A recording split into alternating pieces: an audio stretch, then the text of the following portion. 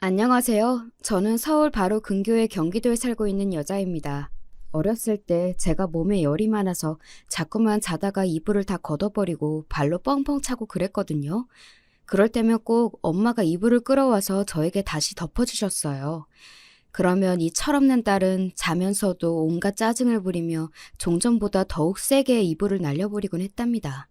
엄마는 포기하지 않으시고 이불을 살포시 제 배 언저리에 덮어주셨어요. 그렇게 하면 제가 이불을 더 이상 걷어버리지 않고도 잘 수가 있었죠. 자다가 배만 차가워져서 배탈이 날 일도 없었고요. 자랄 때는 그런 엄마의 손길을 제대로 인지를 못했었는데 다 크고 나서야 감사한 점이 많았다는 생각이 들었습니다. 엄마는 세심하고 따뜻한 분이었다는 생각도 함께 들었고요. 부모 자식 간에 어떻게 행복하고 문제 없는 순간들만 존재할 수가 있겠나요? 가장 볼 꼴, 못 볼 꼴을 다 보고 산 사이가 부모 자식인데요. 서로를 원망도 하고 존재 자체가 인생의 고통이라 여길 때도 있고 그런 법이지만 그래도 결국에는 애틋함이 최후에 자리하게 되는 것이 부모 자식의 관계 같습니다. 저는 엄마가 돌아가셨습니다. 제가 고등학교 1학년이었던 때였지요. 2학기가 들어서 처음 시험을 보던 때였는데요. 첫날부터 시험을 망쳤어요. 그런데 집에 갔더니 엄마가 저 먹으라고 토스트를 해놓으셨던 거예요. 주연아, 오늘도 공부하느라 힘들었지? 얼른 이거 토스트 먹어라. 뭐야? 웬 토스트예요? 너 올 때 맞춰서 한 거야. 아직 뜨끈뜨끈해. 얼른 앉아서 먹어. 나 바빠요. 옷 갈아입고 씻고 시험 공부해야 되는데 무슨 토스트야. 뭘 좀 먹으면서 공부를 해야지. 너 요새 학교 갔다고 오면 뭐라도 하나 꼭 먹었잖아. 오늘은 안 먹고 싶어요. 그래? 배가 안 고프니? 우리 주연이가 좋아하는 거 해주려고 빵 사다가 토스트 만들었는데. 내가 언제 토스트 먹고 싶다고 그랬어요? 나 토스트 별로 안 좋아하는데요? 아, 진짜 오늘 시험 망쳐서 짜증나 죽겠는데 집에 오자마자 사람 귀찮게 왜 자꾸 이래요? 내일도 시험 망치면 그거 다 엄마 때문이에요. 저는 그때 너무 짜증이 나서 부엌 식탁 위에 준비되어 있는 토스트를 째려보고는 소리를 지른 뒤 방으로 들어가 버렸습니다. 가방을 방구석에 세게 내팽개치고도 분이 안 풀려서 크게 씩씩거렸어요. 그런데 노크 소리가 똑똑 들려온 겁니다. 아, 들어오지 마세요. 그래, 알았어. 안 들어갈게. 주연아, 토스트는 랩 씌워서 둘 테니까 이따가 공부하다가 출출해지면 먹어. 알았지? 우리 딸이 공부하느라 고생이 많다.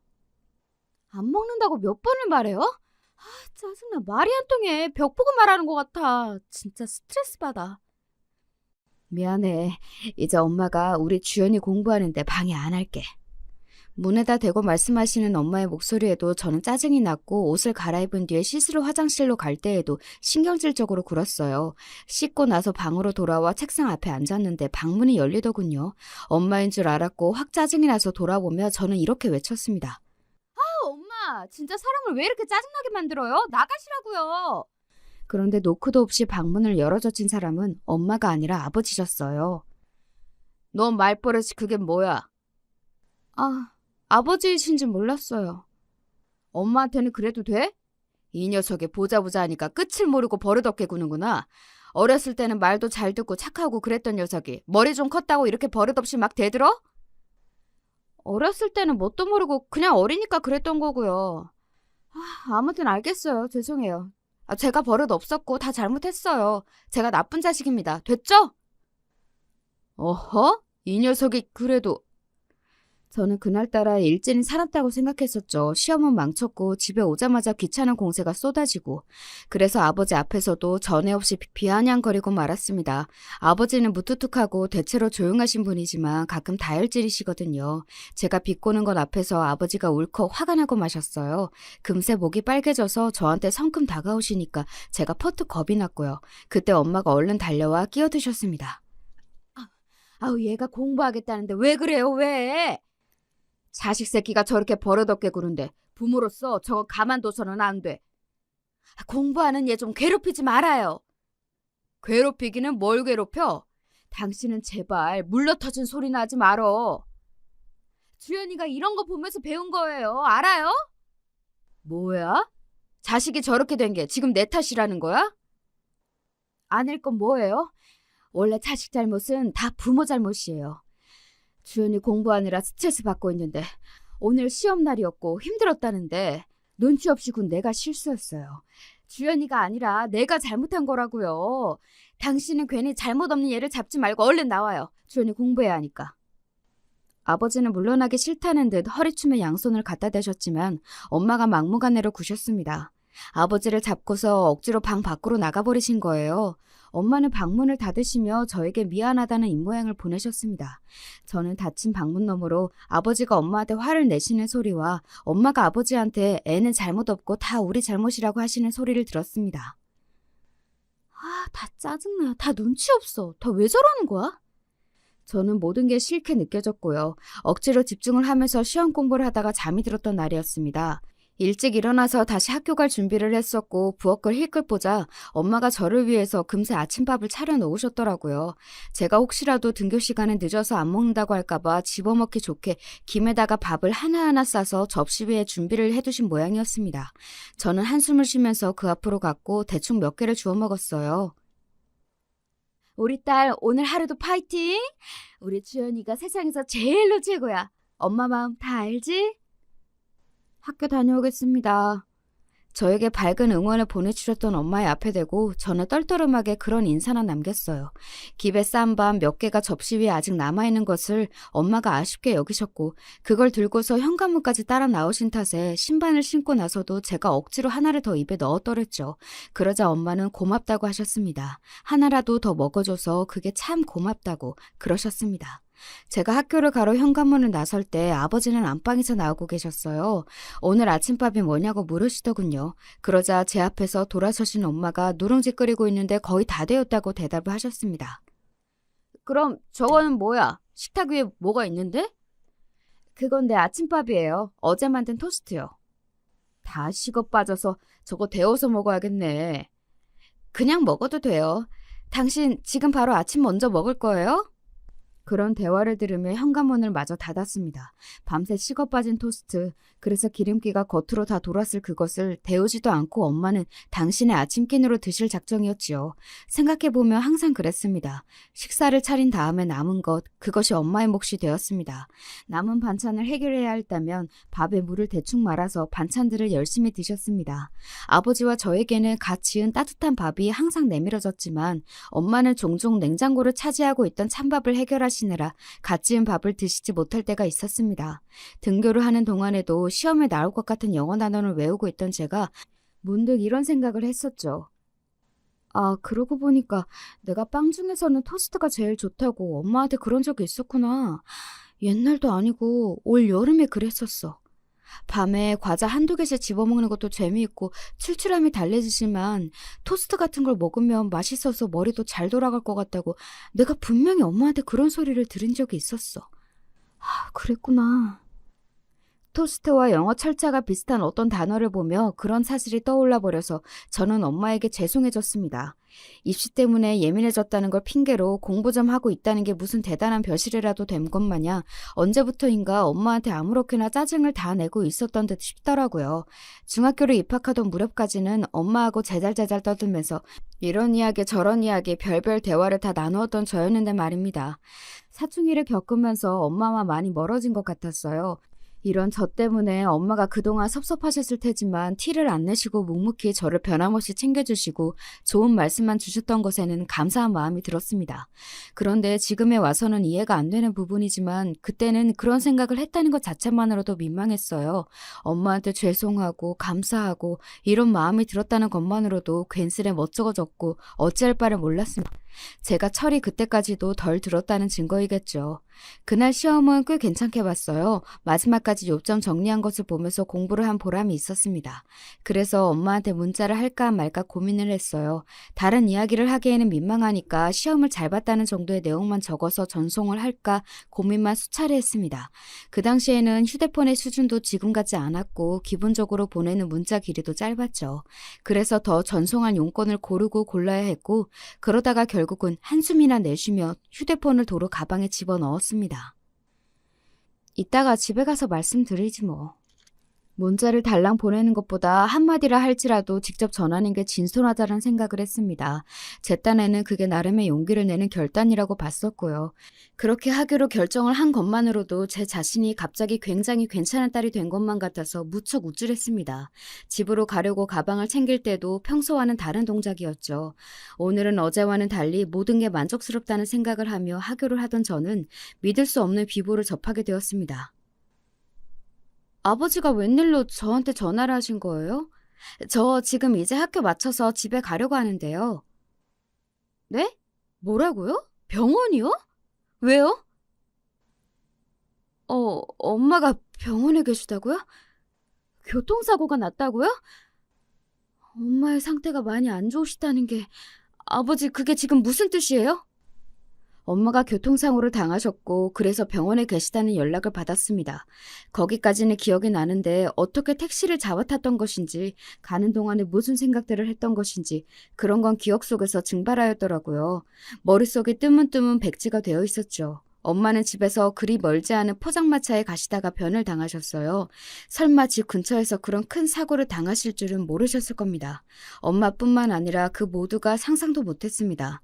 포장마차에는 아버지가 좋아하시는 순대와 제가 좋아하는 핫도그가 있었습니다. 엄마는 그걸 사기 위해 걸음을 재촉하시다가 전방 주시를 하지 못했던 어느 차량에 치이셨던 것입니다. 그런 거 필요 없다고, 안 먹어도 된다고, 피곤하게 나갈 필요 없다고. 내가 그랬어야 했는데, 내가 말렸어야 했는데, 아니라면 적어도 같이 길을 나섰어야 했는데, 하루 종일 바깥에서 일을 하고 왔으니 피곤하다는 핑계를 대면서 소파에나 늘어져 있었다니. 이 한심한 놈아, 이 죽일 놈아.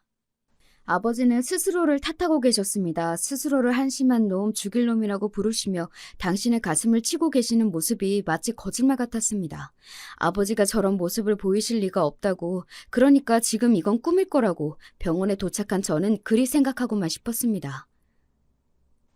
엄마, 저 오늘은 시험을 잘 봤어요. 어제보다 훨씬 더 잘 봤어요. 엄마한테 자랑하고 싶은데. 아니, 그 이전에 엄마한테 죄송하다고, 마음에도 없는 날카로운 말을 뱉고 자꾸만 짜증을 부려서 죄송하다고 그런 말씀을 꼭 드리고 싶은데. 엄마, 어디 가시는 건 아니죠? 저 시험 결과 나오면 그거 보셔야죠. 다시 예전처럼 저하고 같이 식탁에 마주보고 앉아서 이런저런 이야기도 나누고 맛있는 것도 먹고 그러셔야 하는 거잖아요. 불가항력적으로 눈물이 줄줄 흘러내렸습니다. 앞으로 영영 시험을 못 봐도 되니까, 아예 대학 같은 거 안 가도 되니까 제발 우리 엄마만 살려달라고 믿지도 않는 신을 향해서 빌고 또 빌었습니다. 그러나 친인척들이 소식을 듣고 병원으로 달려왔던 자정이 다 되어가던 그 시간 무렵에 엄마는 생을 마치고 안식에 드셨습니다. 외할머니께서 울부짖다가 쓰러지는 모습, 그리고 아버지가 벽에 이마를 박으신 채 크게 오열하시는 모습을 보던 저도 바닥에 스스로 주저앉아서 그냥 생각하기를 멈추고 말았어요. 정신을 놔버렸던 것이죠. 갑자기 학교며 공부며 이게 다 무슨 소용인가 싶더라고요. 한순간에 죽을 수 있는 게 목숨이고 죽으면 다 끝인데, 이렇게 아둥바둥 열심히 살기 위해서 발버둥을 치느라 가족에게도 나를 세우고 오만 짜증을 다 부리고 이러는 게 대체 무슨 꼴불견이었나 싶은 생각도 들었습니다. 정신을 놓고 헛웃음을 토해내던 저를 붙잡고 이모들도 오열하셨습니다. 어떻게 이렇게 떠날 수가 있냐며 엄마가 불쌍하다고 하셨습니다. 제 생각도 그러했습니다. 고작 저 같은 자식을 돌아가시던 그날까지 위하시다가 눈을 감으신 엄마의 인생이 너무나도 안타까웠습니다. 엄마는 중학교도 못 나오신 분이었습니다. 중학교를 입학까지는 하셨었는데 이후 원래도 변변치 않았던 외가의 사정이 더욱 어려워지면서 엄마는 안타깝게도 졸업을 앞두고서 학교가 아니라 공장으로 발길을 돌리셔야만 했습니다. 어린 나이에 냉혹한 현실을 마주하셨던 분이었고 희생을 배우셨던 분이었습니다. 그러면서 남 탓을 하지 않으셨죠. 항상 긍정적으로 웃으려 노력하던 분이셨습니다. 저에게는 너무나도 과분한 엄마였습니다. 넋이 나가 있는 아버지와 저를 친인척들이 염려하였습니다. 그러나 한편으로는 살려면 어떻게든 살 것이라고 생각하는 눈빛들이었습니다. 제가 어린아이도 아니고 고등학생이었으니까요. 하나뿐인 자식을 저만큼이라도 키워놓고 떠나서 엄마 입장에서는 다행이었을 거라고 떠드는 목소리도 있었습니다. 엄마가 돌아가신 것과 다행이라는 표현이 어떻게 나란히 놓일 수가 있는 건지 저는 이해할 수 없었죠. 한 줌의 제가 되어 납골당의 수많은 유골함 중에 하나의 주인공으로 남으신 엄마를 보며 허무하다는 생각과 죄송하다는 생각이 뒤엉켜서 미칠 것만 같았습니다. 고작 엄마와의 마지막 기억이 그따위 짜증을 부리는 것이었다는 게 믿어지지가 않았어요. 아버지도 비슷한 생각을 가지고 계신 듯 보였습니다. 후회와 아쉬움이 가득한 아버지 얼굴만 봐도 알 수가 있었네요. 엄마가 안 계신 집은 휑하고 조용했어요. 집안 곳곳 구석구석까지 엄마의 손길이 안 맺힌 공간은 없었죠. 부엌에 가자 특히나 엄마의 흔적이 가득해서 가슴이 아팠습니다. 그리고 버티고 버티던 저는 토스트 재료를 발견하고서는 결국 무너져 내렸습니다. 못난 딸, 제멋대로 삐뚤어진 딸을 위해서 만들어 주시려고 토스트 재료를 사놓으신 걸 보니까 왜 그걸 엄마 앞에서 못 먹었을까 싶어서 미친 듯이 후회가 밀려왔죠. 엄마가 애써 정성스레 만들어 주셨다는 것을 알면서도 외면하였던 제가 정령 불효자식이었습니다. 차마 그 토스트 재료를 쓸 수도 버릴 수도 없었습니다. 결국 시간이 흘러 다 상하고 썩고 나서야 어쩔 수 없이 버렸었죠. 너무 고통스러워서 그 이후로는 엄마의 흔적에 손도 못 댔습니다.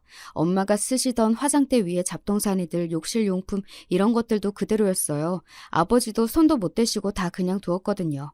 저는 그렇게나 못났던 주제에 나약하기까지 했던 것인지 엄마가 돌아가신 이후로 학업적으로 마음을 다잡지를 못했습니다. 1학년의 마무리는 정신이 그냥 다 빠진 채로 끝냈고요. 2학년으로 올라가서도 겉은 멀쩡해 보였겠으나 속은 말이 아니라 그냥 멍하게 넋이 나간 채로 시간을 보냈습니다. 공부가 손에 안 잡히더라고요. 열심히 죽도록 해봤자 한순간에 예고도 없이 끝나버리는 게 인생인데 그렇게까지 노력을 할 필요가 있을까 하는 의심은 끝을 모르고 피어올랐습니다. 저는 대학 진학을 아예 안 할까 싶은 생각도 했었는데 아무리 그래도 고졸로 남는 것은 아쉽기도 하고 나중에 후회할 것 같아서 전문대학교로 진학을 확정지었습니다. 어중이 떠중이 이름 없는 4년제 대학교보다야 훨씬 낫다고 볼 수 있는 곳이었어요. 공부를 놓았지만 그래도 전에 열심히 했던 가닥은 남아있어서 그나마의 성적을 거둘 수가 있었던 것 같네요. 고등학생이었기 때문에 이른 아침부터 늦은 밤까지 계속 학교에서 있었고요. 아버지와 대면할 기회는 거의 없었습니다. 늦은 밤에 귀가를 했을 때 그때 잠시 보는 게 전부였어요. 주연이 왔냐? 네, 다녀왔습니다. 이런 인사가 전부였고 대화의 끝이었습니다. 원래 무뚝뚝하신 편이었으나 이제는 아예 무감각해 보이시는 아버지였고 의욕 없는 저였습니다. 그러니 부녀 관계는 지나치게 고요한 형태로 흘러갔어요. 처절할 정도의 침묵만이 감도는 집은 엄마가 계실 때와는 완전히 딴판이었습니다. 그러다가 제가 고등학교를 졸업하게 되면서 처음으로 엄마의 공간을 건드렸던 거예요. 정리가 필요한 때 같아서 엄마의 화장대 위를 치우기 시작했습니다. 단출한 낡은 화장대 하나가 엄마의 책상이기도 했었죠. 서랍에는 그래서 필기구 같은 것들이 들어있었고요. 차라리 돌아가시더라도 내가 어느 정도 나이를 먹은 다음에 그때 가시지. 그러면 내가 효도를 해드렸을 텐데. 내가 직접 번 돈으로 백화점에서 파는 비싼 화장품도 세트로 사드렸을 텐데 그런 거 하나 못 받아보시고 떠나셨어. 밀려오는 안타까움과 답답함 그리고 후회로 서랍 속의 공책들을 모아서 정리하던 저의 손길이 멈췄습니다. 엄마가 포스트잇 위에 메모를 몇 가지 이어서 해놓으신 게 보인 거예요. 저를 위해서 토스트를 만드신 다음 그 위에 케첩으로 글씨를 쓰실 계획이셨나 보더라고요. 케첩으로 무슨 말을 쓰면 좋을까? 이렇게 적어놓고서는 국리를 이어가신 흔적이 보였습니다. 웃으면 복이 와요. 명랑한 우리 딸 주연아 웃자. 우리 딸 최고. 엄마가 국리하셨던 아이디어들이 메모가 되어 있었습니다. 에이, 엄마, 이런 글자들을 토스트 위에 어떻게 다 적어요? 하여간 안 되시니까 그냥 아무것도 안 적고 준비를 하셨던 거죠? 웃음이 나면서 눈물이 함께 나더군요. 그리고 엄마가 돌아가신 이후 처음으로 어딘가 따뜻한 기분이 들었습니다. 이유는 모르겠지만 묘하게 가슴 한구석이 따스한 느낌으로 간질거리더군요. 엄마의 메모를 아버지에게도 보여드렸어요. 그러자 눈물 젖은 눈으로 씩 웃으시더니 고개를 끄덕이며 그 포스트잇 몇 장을 보고 또 보셨습니다. 그게 자그마한 계기가 되었어요. 엄마가 생전에 어떤 분이셨는가를 저로 하여금 다시 떠올리게 만들어 주었고요. 웃으면서 제가 힘을 내서 그렇게 살아봐야겠다는 다짐을 했습니다. 비록 엄마가 돌아가시 전까지는 4년제 명문대 입학도 노리던 입장이었으나 많이 상황이 달라져서 전문대 입학을 하게 됐더라도 전혀 아쉬운 게 없다고 여겼습니다. 그냥 매 순간 최선을 다해 살면 되는 것이었어요.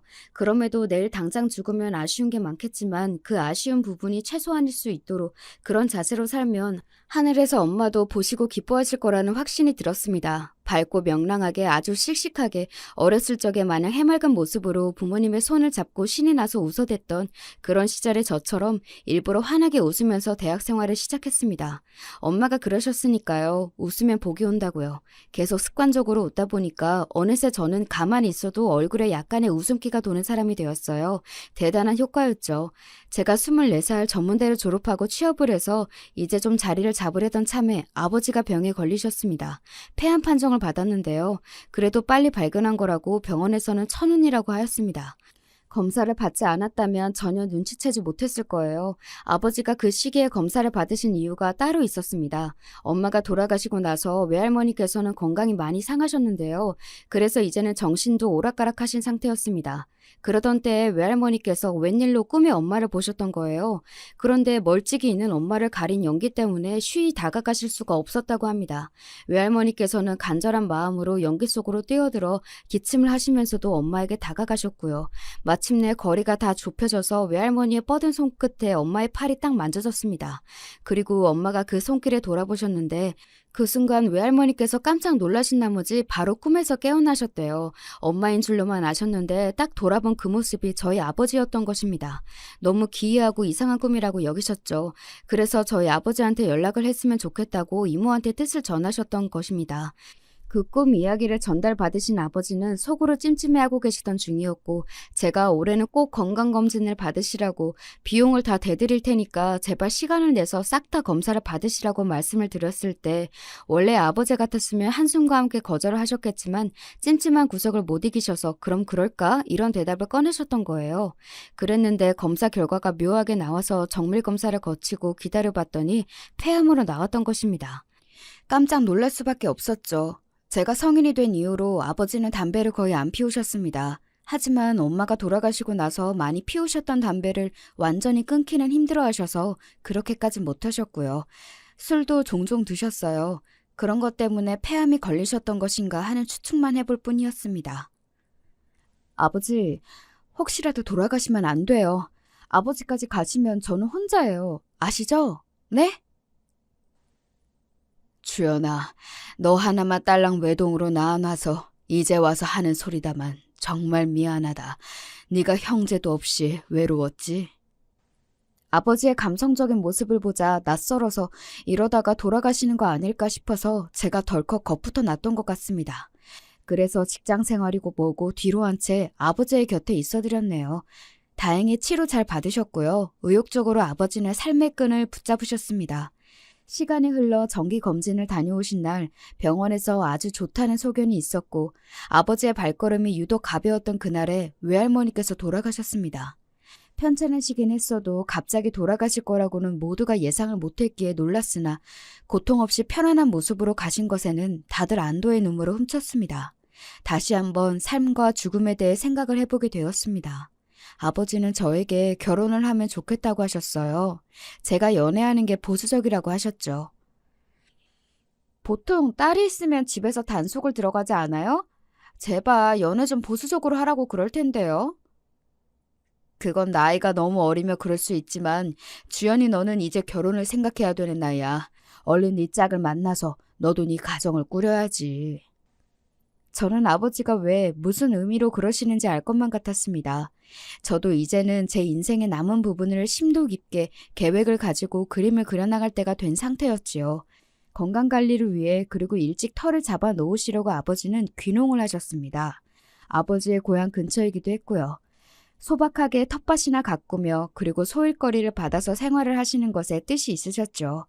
이제 저만 제 앞길을 잘 꾸려나가면 될 일이었습니다. 저는 밝은 남자를 만나고 싶었습니다. 제가 씩씩하게 굴면 그 장단을 맞춰줄 수 있는 사람 말입니다. 상대가 밝고 활발해야 제가 기운도 받고 그걸 따라가려다 보면 저도 점점 더 그런 사람이 될 것만 같았죠. 이런 생각으로 만나서 결혼까지 갔던 남자가 바로 제 남편이었던 건데요. 하나를 보면 열을 안다고 하죠. 그런 말이 괜히 있는 것이 아니건만 제가 나쁜 하나를 보고도 아직 보지 못한 것들은 괜찮을 것이라 여기면서 크게 실수한 과거가 있었어요. 부끄럽지만 바로 저희 결혼에 관한 것이었습니다. 참고로 제 쪽은 아버지만 계신다면 그쪽은 시어머니만 계셨습니다. 제가 남편하고 1년을 조금 넘게 만나고 나서 결혼을 하기로 약속을 했고 시댁에 인사를 드리러 갔었는데요. 저는 진작에 아버지한테 만나는 사람 이야기를 했었고 결혼 생각이 있다는 것도 다 알려드렸었기에 남편도 그랬었을 줄 알았습니다. 그런데 시댁에 방문하기 딱 이틀 전에 남편이 말을 했었다네요. 심지어 시댁에 가기로 한 건 대략 일주일 전에 정해진 일정이었는데 말입니다. 시어머니 입장에서는 난데없이 당신의 아들이 결혼을 하고 싶다면서 말을 하더니 며느리가 될지도 모르는 아들의 여자친구가 이틀 후에 인사를 드리러 오겠다는 통보를 받게 되셨던 거예요. 그게 통보가 아니면 뭘까 싶고요. 아니 어쩐지 시어머니의 표정이 떨떠름해 보이면서도 갑작스럽게 벌어진 이런 상황에 즐거운 듯 신이 나 보이면서도 왠지 피곤해 보이면서도 되게 복합적인 기운이 느껴지더라고요. 내가 진작에 알았으면 좋았을 텐데 말이에요. 꼴랑 이틀 전에 이 사실을 알게 돼서 내가 얼마나 당황스럽던지. 이틀이요? 그럼 그 전에는 제 이야기를 못 들으셨나요? 저는 오빠가 어머니께 말씀을 여러 번 드린 줄로만 알았는데요. 아휴, 나는 우리 수용이가 전에 사귀던 여자친구하고 헤어진 줄로만 그렇게 알았던 거지. 누구를 그새 새로 만나서 진득하게 사귀고 있을 줄도 몰랐고 결혼하겠다고 할 줄은 더더욱 몰랐어요. 남편하고 분명히 제가 연애를 하면서 집안 이야기도 했었단 말이죠. 남편이 자기 입으로 시어머니께 제 이야기를 전해드렸다고 말을 한 적도 있었고요. 그래서 저는 당연히 시어머니께서 제 존재를 아시는 줄로만 알았습니다. 그런데 이틀 전에 아셨다고 그러니까 저도 어안이 벙벙했죠. 그 이틀이라는 것도 이틀 전에 늦은 밤중이었어요. 이게 도대체 무슨 상황인가 싶어서 슬며시 남편을 째려봤어요. 그랬더니 남편이 머쓱하게 웃더군요. 내가 착각했었나 봐. 엄마한테 다 말씀을 드렸다고. 난 그렇게만 생각했지. 그런데 아니었네. 대체 뭐 하자는 건가 싶어서 저는 어리둥절해 있었는데 거기서 시어머니께서는 갑자기 환히 웃으시며 남편의 편을 들어주시더군요. 아이, 그럴 수도 있지. 우리 아들 괜찮아. 아예 말씀을 안 드린 건 아니잖아요. 그쵸? 그럼 당연하지. 늦게라도 말했으면 그러면 된 거야. 확실한 건 제가 쉬이 적응하기 어려운 분위기였다는 것입니다. 시어머니께서 밥을 차리셨다고 하기에 감사한 마음으로 밥상 앞에 앉았을 때도 어리둥절한 기분이 가시지 않고 있었는데요. 그래도 시어머니께서 먼저 이런저런 말씀을 많이 건네주신 덕분에 제가 멍하니 정신을 놓고 헤매지는 않았습니다. 차린 건 없지만 많이 들어요. 아이고, 아니에요. 정말 음식이 많은걸요? 제가 평소에 못 먹어본 반찬들도 잔뜩 있어서 하나같이 전부 맛있어 보여요. 그렇게 말을 해주니까 내가 고맙네요. 볼따시나 팔뚱어리 그리고 팔모가지 이런 데를 보니까 밥은 잘 먹을 것 같네요. 네? 아니, 내 말은 복스럽게 식사를 잘하게 생겼다고요. 차린 입장에서는 아주 고맙지, 보람있게. 혼자 뭐가 그렇게 신이 나신 건지 밥상 위에 대고서 오호호호 웃으시는 시어머니의 모습이 참 유쾌해 보이긴 했습니다. 제가 남편이 밝고 사람의 기운이 명랑해서 좋았던 건데요. 모친께서도 그러시다는 말에 기대를 많이 했었고 마음에 들었었는데 실제로 마주하니까 마냥 좋지만은 않았습니다. 유쾌하신 성격은 맞았죠. 하지만 아들이 데려온 예비 며느리 앞에서 난데없이 그런 발언을 하실 건 아니었다고 봅니다. 그것도 그냥 볼, 팔, 팔목 이런 게 말씀을 하신 것도 아니었고요. 볼따시라니. 제가 남들보다 얼굴에 살이 많은 편이라서 20대까지는 볼이 좀 통통했거든요. 30대 들어서고 나서야 볼에서 살이 좀 빠져나갔고요. 연애할 때 남편은 제 볼이 귀엽다면서 종종 꼬집기도 했었습니다. 저는 남편이 그럴 때마다 얼굴에 바른 선크림, 화장이 망가지는 것 같아서 그런 행동이 싫었지만 그래도 저를 좋아하는 마음에서 자꾸 그러는 거라고 합리화를 했었는데 시어머니한테서 볼따시라는 소리를 듣자마자 놀랍도록 제 마음속에서 그간 남편이 보였던 행동들도 나쁘게 생각이 되었습니다. 분명히 볼 꼬집는 거 싫다고 하지 말라고 계속 말을 했었습니다만 남편은 그걸 싹 다 무시하고 싫으면 어쩔 거야, 으이그 이러면서 제 볼을 꼬집었었다는 점만 강하게 부각이 되더군요.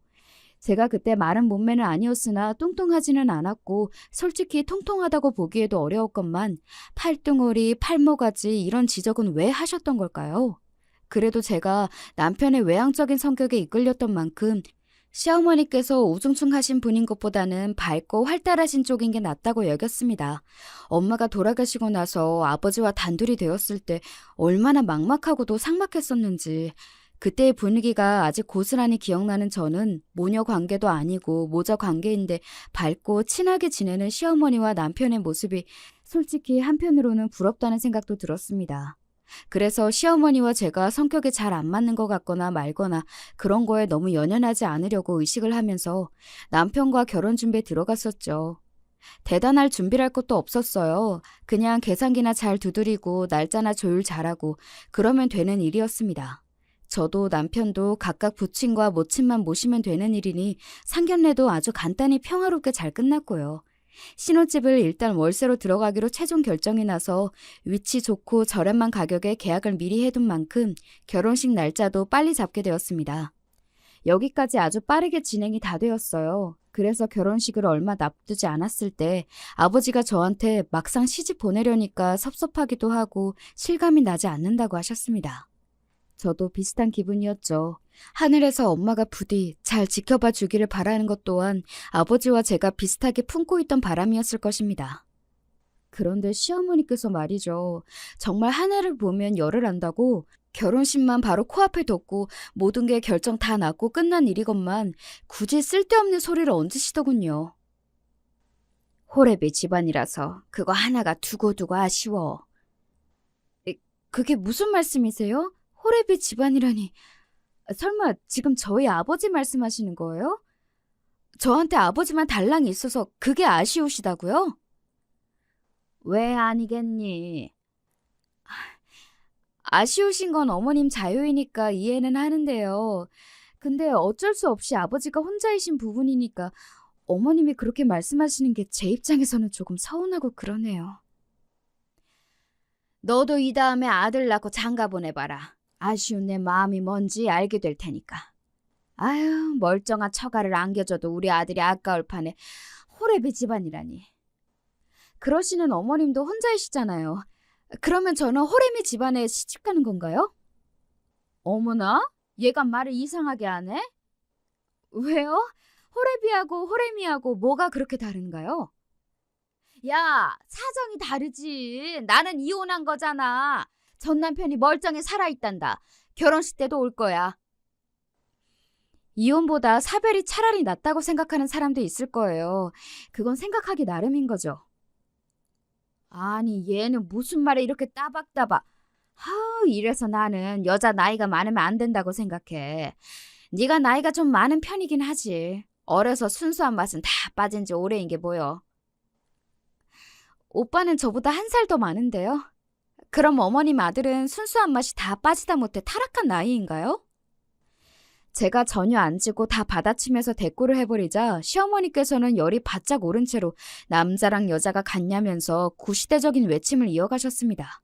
제가 고분고분하게 엎드려 드릴 수도 있었죠. 하지만 이상하리만치 그러고 싶지가 않았어요. 그리고 이때의 제 태도 때문인지 시어머니께서는 저를 몹시 안 좋게 보셨어요. 결혼하고 나서 사사건건 간섭을 하려고 드셨습니다.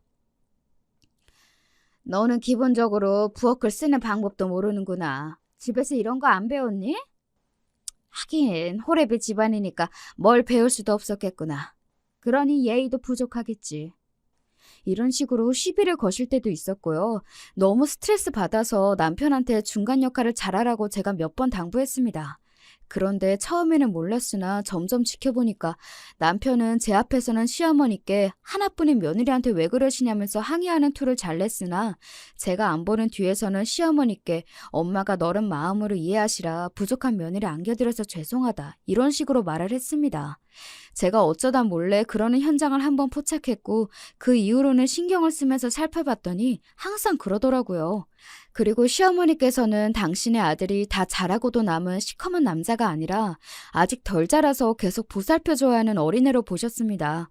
맨날 말끝마다 우리 아들 기죽지 마 이러시는데 겉도 모자라서 제가 언제 한 번은 남편의 엉덩이를 두드리시며 우쭈쭈 응원해 주시는 모습도 봤습니다. 내가 중간에서 잘 좀 해달라고 했는데 왜 점점 그거 안 지켜? 남편은 때때로 나 몰라라 하면서 제가 시어머니께 괜한 트집을 잡히게 냅뒀고요. 남편에게서 밝은 기운을 받으며 열심히 잘 살아보고 싶었는데 생각과는 다르게 흘러가는 결혼 생활에 저는 한숨이 계속 나왔습니다. 그러다가 남편은 언제부터인가 일이 바빠졌다고 하면서 걸핏하면 야근을 하였고요. 이게 무슨 결혼 생활인가 싶었습니다. 제가 그런 쪽으로 바보인 건지 둔한 건지 남편이 바람을 피울 줄은 몰랐어요. 상상도 못했기에 경계를 안 했고 그랬기 때문에 눈치를 못 챘어요. 그런데 어느 날 비밀번호가 풀려있던 상태의 남편 휴대폰을 제가 봤던 겁니다. 그래서 알았어요. 연락하는 여자가 생겼다는 사실을요. 결혼한 지 9개월 만의 일이었습니다. 남편에게 미친 듯이 화를 냈고 허무함이 밀려오더군요. 저는 인간적인 배신감이 들어서 아무것도 모르고 기만을 당한 제가 너무 멍청한 것 같아서 이게 너무나 힘이 들었습니다. 앞으로 어떻게 해야 하나 싶었어요. 남편은 제 눈치를 보면서 뭐 마려운 개마냥 어쩔 줄 모르는 모습으로 지내고 있었고요. 그러던 때에 시어머니께서 나셨던 것입니다. 이혼을 하라고 저한테 그러셨어요. 이혼이라뇨? 왜요? 왜기는 왜야. 우리 아들이 바람을 피웠잖아. 어머님도 알고 계셨어요? 몰랐다가 엊그제 우리 아들이 말해줘서 알았지. 바람 피우다가 너한테 걸려서 무서워 죽겠다고 하더구나. 네, 그러셨군요. 근데 어머님이 내리신 결론이 이혼인가요? 오빠는 저한테 아무 말도 안 하던데요? 우리 수용이가 보통 마음이 여린 녀석이 아니야. 너한테 먼저 말을 못하길래 내가 나섰다. 상상한 적도 없는 바람이라니 너무 충격받았고 실망했어요. 신뢰 회복이 안 될 것 같고요. 그런데 이혼 통보를 제가 듣는 입장이 되다니 이건 너무 당황스러운데요. 이혼할 마음의 준비도 저는 안 됐어요. 준비는 뭔 놈의 준비? 너는 자존심도 없니? 남자가 바람이 그 정도로 났으면 이미 마음이 떴다는 거잖아. 잠깐만요. 어머님이 왜 그렇게 적극적으로 이혼을 원하시는 거예요? 오빠가 바람난 상대가 어머님 마음에 쏙 들기라도 했나요? 그건 네가 왜 물어보니? 어머님 마음에 쏙 든 사람이라고 하면 제가 더럽고 치사해서라도 물러날 생각이 들 것 같아서요. 당연히 거짓말이었고 그저 미끼를 던진 것이었죠. 그런데 시어머니께서 앞뒤 안 가리고 그 미끼를 덥석 무시더군요. 그래, 마음에 든다. 하나부터 열까지 너랑 정반대라서 아주 마음에 들어. 대학도 명문대 나왔지. 양친 살아계시지. 삼남매라서 형제 사이도 오붓해 보이지. 팔다리도 탤런트처럼 늘씬하지. 게다가 집안 재산이 100억대라나? 성격은 얌전하고 조신해서 목소리도 부드럽고 나이도 너보다 1살 어리더만 온통 마음에 쏙 드는 것들 뿐이야. 나도 너 갖다 치우고 이렇게 잘난 며느리 한번 맞아보자. 너무 기가 막히면 웃음이 나온다는 소리가 있던데 그게 맞더라고요. 제가 하도 기가 막혀서 웃음이 막 나왔어요. 그랬더니 지금 웃는 거냐고 하시면서 시어머니께서는 약이 오르신 얼굴로 저보고 당장 이혼 도장 찍으라고 하셨습니다. 제가 간단히 한마디 해드렸죠. 싫습니다. 원하는 대로 해드리기 싫었습니다. 바람난 주제에 왜 그렇게 당당한지 어이가 없을 따름이었고요. 비겁한 남편은 시어머니 뒤에 숨었습니다. 시어머니께서 제 짐을 다 빼서 트럭에 실어다가 그걸 친정집으로 보내버리셨을 때도 남편은 자기는 가담 안 한 척, 이혼하기 싫은데 억지로 떠밀려서 하는 척 이렇게 굴었을 뿐이었죠. 이제 보니까 남편은 성격이 밝은 게 아니라 뇌가 없어서 언행이 가벼운 거였더라고요. 제 짐이 몽땅 옮겨진 것에 저는 분노했고 시어머니께서는 더 험한 꼴 보고 싶지 않으면 이혼 도장을 얼른 찍는 게 나을 거라며 저를 조롱하셨습니다. 갑자기 제 짐이 도착을 하였으니 당황하신 아버지한테 가서 제가 설명을 해야 했어요. 그간 제가 결혼 생활을 잘하는 줄로만 아셨던 아버지가 깜짝 놀라셨고 저는 면목이 없었습니다. 놀라움, 그 다음으로는 격렬한 분노, 이런 걸 느끼시던 아버지가 냉정을 되찾으셨어요. 그리고 저에게 의문점이 있다고 하셨죠. 얘기를 들으면 들을수록 그놈이 그 정도로 잘난 집안의 여자를 만난다는 게 안 믿어지는데? 게다가 그 상대 여자가 성격이 참하기까지 했다고? 모든 게 완벽한 여자가 그런 놈을 만나? 그러게요. 배신을 당했다는 거에 제가 정신에 팔려서 놓친 부분인데 그렇게 대단한 여자하고 바람이 났고 저를 버리고 나서 그 여자하고 결혼할 수 있을 거라고 확신을 하고 있다니 제가 골라서 결혼한 남편이지만 똑똑하진 않아요. 알면 알수록 가볍죠. 그리고 마마보이예요. 자기 엄마가 하자는 대로 휩쓸려서 따랐을 가능성이 커요. 하나뿐인 자식의 일인데 내가 지금 안일하게 움직였다가는 하늘에 있는 네 엄마한테 두고두고 면목이 없을 거다. 그러니 최선의 방법으로 움직여야지. 삶의 의지를 갖고 투병하시던 때 이후 그렇게 아버지의 눈이 빛나는 걸 본 적이 없었어요. 아버지는 남의 정보를 캐고 뒷조사를 하는 곳들에 연락을 돌렸고요. 바로 작업을 할 수 있다고 답변이 온 곳에 의뢰를 했습니다. 그리고 놀랍게도 다음날 바로 결과를 받아볼 수 있었어요. 제가 남편의 휴대폰으로 불륜의 증거를 발견했던 그때 사진을 찍어뒀었고 그래서 상간녀의 얼굴 모습이나 번호도 갖고 있었는데요. 그걸 토대로 추적을 해봤더니 그 상간녀가 부잣집 딸과는 전혀 거리가 먼 인물인 게 드러난 겁니다. 자세한 건 더 파봐야 나오는 부분이지만 일단 그 상간녀가 절대로 시어머니와 남편이 착각한 그런 인물이 아니란 것을 확실했어요. 업체 사장님의 사견으로는 카드 빚을 내서 명품 쇼핑하는 걸 즐겨하는 여자 같다고 그러셨고요. 이제 거리낄 게 없었고 아버지와 머리를 맞대고 최종 결론을 내렸습니다. 그리고 시어머니께 연락을 드렸죠. 바람을 피운 쪽에서는 이혼을 하고 싶어도 하기 어려운 거 아시죠? 제가 이혼 안 해주면 모든 게 수포로 돌아가는 건데요. 네가 진짜 자존심도 없구나. 마음 뜬 남자하고 살고 싶니? 아니요. 하지만 제가 받아야 할 건 받고 싶네요. 얼렁뚱땅 저한테 이혼 도장 얼른 받아내고 끝내고 싶으셨겠지만 저는 제가 많은 걸 챙길 수 있는 상황이라는 걸 이미 인지하고 있거든요. 그러니까 주세요, 돈. 내가 너 이럴 줄 알았어. 계산적으로 나올 줄 알고 초장에 혼을 쏙 빼놓으려고 짐도 다 보내버린 것인데 결국 이렇게 되는구나. 네, 맞아요. 제가 아주 계산적인 년이에요. 하지만 돈은 필요 없으니 같이 메말라 죽어보자면서 이혼 안 해주고 버티는 그런 비이성적인 년보다는 낫지 않을까요? 정말 한마디도 안 지는구나. 두고 봐라. 너 보내고 참하고 여리고 돈 많은 며느리 내가 새로 볼 테니까. 그러시려면 저를 하루빨리 이혼녀로 만들어주셔야겠죠? 아깝다 생각하지 마시고 돈 주세요. 시댁에 이렇다 할 재산이라는 게 어디 있겠나요? 신혼집으로 마련했던 보증금 1억 5천짜리 그 월세집을 포함해서 돈 나올 곳을 열심히 두드리는 수밖에 없었죠.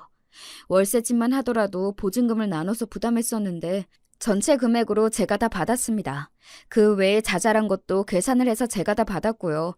받을 거 받은 게 확인이 된 다음 이혼 도장을 찍어주었습니다. 내가 정말 미안하다. 왜 하필 내가 부잣집 여자의 눈에 들었을까? 마지막에 남편이 눈물을 훔치며 쇼를 했죠. 대놓고 나쁘게 구는 것보다도 차라리 못했습니다. 진짜로 미안하면 이제 두 번 다시 내 눈앞에 나타나지 말아줘. 저는 그렇게 말한 뒤 남편에게서 알겠다는 대답을 받고 헤어졌어요. 그리고 정신 나간 사기꾼 여자한테 제대로 속아서 농락을 당했다는 걸 전 남편과 전 시어머니가 알기까지는 대략 한 달 정도의 시간이 소요됐던 것 같네요. 부잣집이랑 연을 맺을 줄 알고서 있는 돈 저한테 다 털어주었던 바보 같으면서 동시에 못돼 처먹은 모자의 최후는 비참했답니다. 저는 이혼하고 나서 잠시 아버지와 여행을 좀 다녔어요. 엄마와의 추억이 담긴 곳들도 가보았고요. 그러면서 재충전의 시간을 가졌습니다. 일상으로 돌아와서는 다시 힘을 냈어요. 그 결과 토스트를 아주 잘 만드는 남자를 만나서 진정한 사랑의 감정을 느끼게 되었답니다.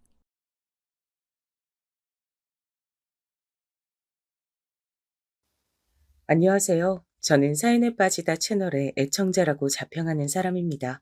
제가 한동안은 폭삭 늙어버린 제 얼굴을 들여다보기 싫어서 거울을 거의 안 보고 세수를 했었네요.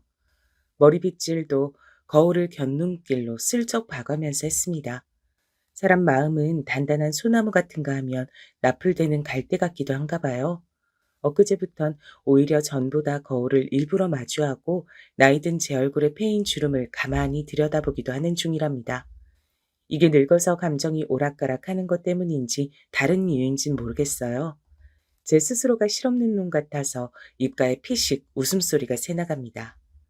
사람의 마음도 이렇게 금세 휙휙 달라지는 것인데 때마다 지나온 인생의 과정은 그야말로 각기 장르가 다른 영화들이었다고 해도 무방하겠죠. 제 인생은 가히 여러 편의 영화 같았답니다. 남들처럼 어머니의 양분을 탯줄로 공급받으며 신체 기관이 자라났고 인간이란 동물로 태어났습니다. 자랑은 아니지만 제가 갓난아기 때 꽤나 귀여웠다네요. 칭찬 좀 들으며 자랐었지요. 그러나 세월이 흐르고 또 흘렀을 때 저는 남들처럼 잘 살지 못하고 노숙자가 돼 있었습니다. 마땅한 집이 없는 사람이 돼 있었어요. 다리 밑, 공원의 정자, 산책로의 벤치, 공중 화장실 등지를 떠돌며 잠을 청하고 그건 외엔 하는 일이 없는 아주 특별히 한심한 노숙자가 저였습니다. 어떻게 하면 그런 한심한 작자로 자라날 수 있었냐고요? 여기에는 당연히 그럴 만한 사연이 있었답니다. 제가 어렸을 때부터 글러먹은 놈은 아니었어요.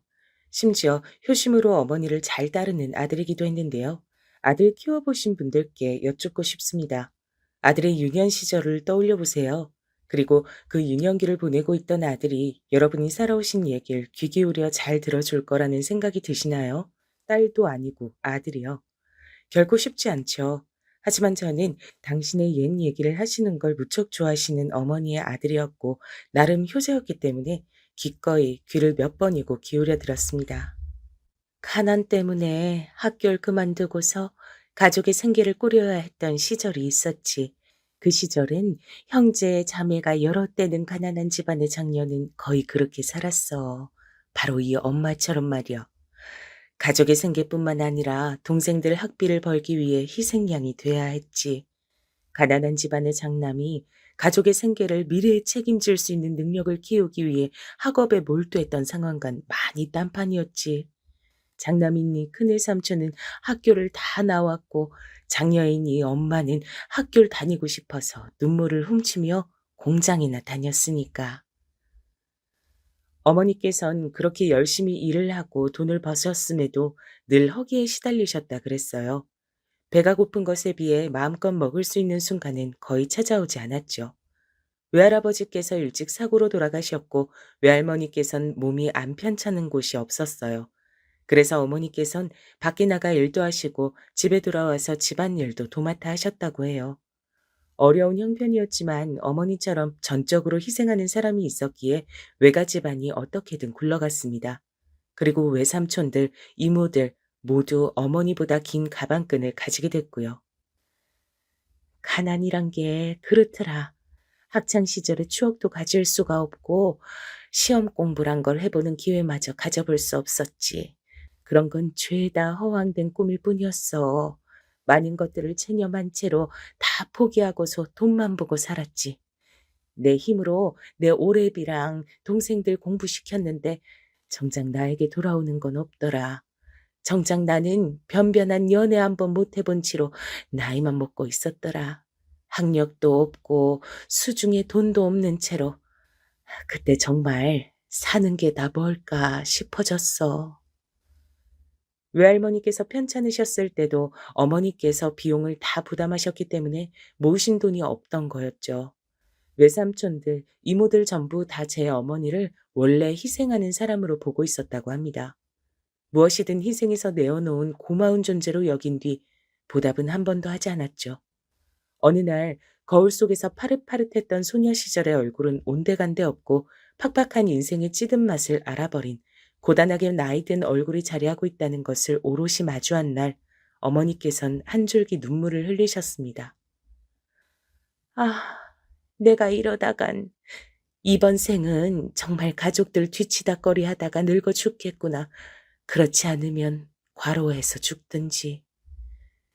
그런 생각이 딱 드셨다고 합니다. 어머니 당신의 얼굴과는 다르게 이모들의 얼굴엔 혈색이 잘 돌고 있었다네요. 가난이 남긴 서글픈 흔적들이라는 게 동생들의 얼굴에선 거의 찾아볼 수가 없다는 걸 깨달은 어머니께선 이제 가족들을 위해 사는 것을 그만두기로 하셨습니다. 멀리 거처를 옮기시는 어머니를 외할머니께서는 책망하셨어요. 그러자 어머니께서 슬피 웃으며 대답하셨다고 합니다. 나 말고 자식이 여럿인데 다들 공부들은 나보다 길게 했는데 무슨 일이 생겨도 앞으론 그 자식들한테 기대는 게 그게 맞는 거죠. 엄마, 나 이제 숨 좀 쉬고 삽시다. 제발 나 좀 그렇게 살 수 있게 해주세요.